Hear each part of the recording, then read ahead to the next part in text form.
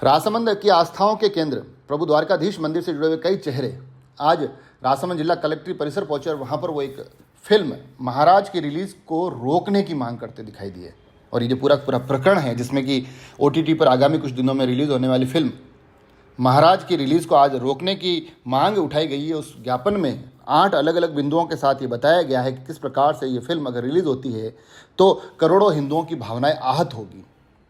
करोड़ों हिंदुओं की भावनाओं के आहत होने के साथ साथ जो प्रभु श्री कृष्ण से जुड़े हुए कृष्ण भक्त हैं, विशेष तौर पर उनकी भावनाओं के साथ इस फिल्म में खिलवाड़ किया जाएगा।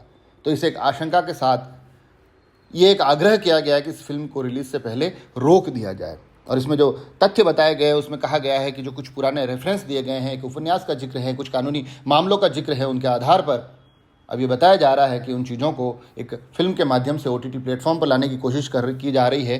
ये करोड़ों हिंदुओं की भावनाओं के साथ खेलने जैसा है, उनकी भावनाओं पर एक कुठाराघात जैसा है।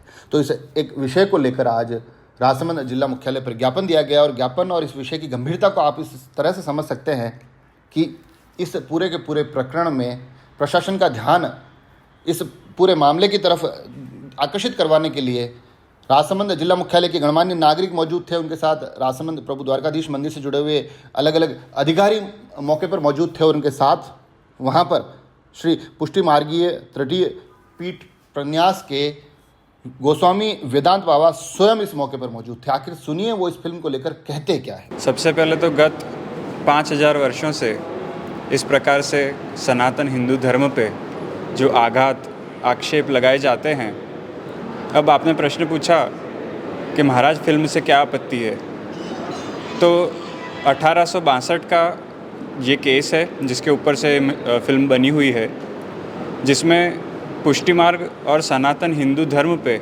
आघात किया हुआ है। वैसे देखा जाए तो मंगल पांडे भी ब्रिटिशों के हिसाब से वो भी बागी थे, वो भी गलत थे, परंतु हम सभी जानते हैं कि मंगल पांडे ने भी जो 1857 में सिपाही म्यूटिनी जो हुआ वो कितना ज़रूरी था। इसी प्रकार से ब्रिटिशरों ने हमेशा से यही चाहा है कि भारत को उनके धर्म के नाम पे खंडित किया जाए और फिर उस पर शासन किया जाए।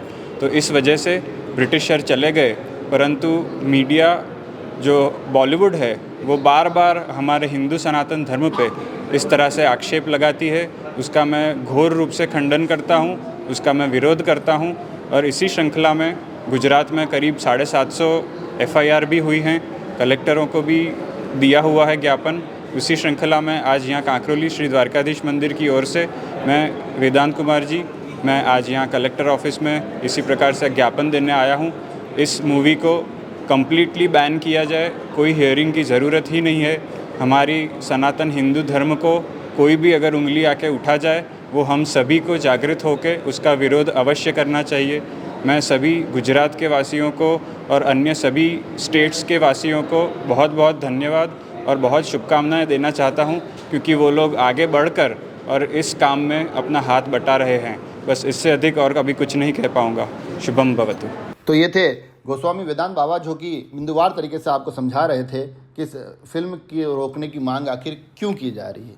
हालांकि अगर बॉलीवुड और OTT प्लेटफॉर्म्स का इतिहास देखा जाए तो लंबे समय से अलग अलग फिल्मों के माध्यम से ऐसी कोशिशें होती रही है, ऐसी चीज़ें होती रही है जिनके माध्यम से धार्मिक भावनाओं को आहत करने जैसी परिस्थितियाँ पैदा होती रही है। तो अब देखने वाली बात होगी कि इस फिल्म में आखिर ऐसा क्या है, और अगर इस फिल्म में जो बताया जा रहा है, जिस चीज़ को लेकर विरोध किया जा रहा है, उसके बाद इस फिल्म पर कोई रोक लगती है या नहीं, या आगे आने वाले समय में इससे जुड़े हुए कुछ और भी ज्ञापन, विरोध प्रदर्शन देखने को मिलते हैं। जुड़े रहें राजसमंद एक्सप्रेस से। धन्यवाद।